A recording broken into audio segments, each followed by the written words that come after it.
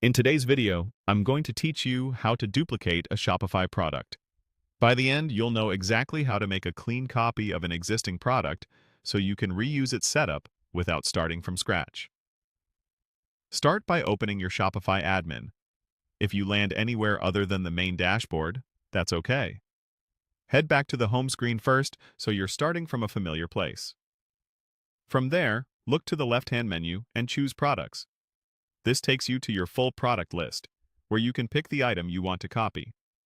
In this example, we'll open the product named Classic Long Sleeve, but you can select any product you want to duplicate. Click its name to open the product detail page. On the product page, find the Duplicate option.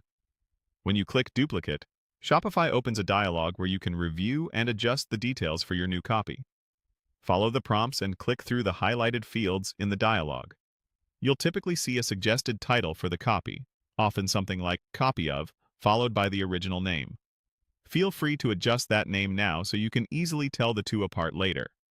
You'll also see options to carry over key details from the original. Use the highlighted toggles and selections to keep what you need, such as media and other core settings, and leave out anything you don't want. If there's an option to create the copy as a draft, that's a great safety net while you're still editing. Work methodically through the highlighted areas until everything looks the way you want. When you're ready, click Duplicate Product to create the new version. Shopify will generate the copy for you. To confirm it's there, navigate back to Products in the left-hand menu. You should now see your duplicated product in the list alongside the original. If you don't spot it immediately, try sorting by most recent or searching by the name you just set.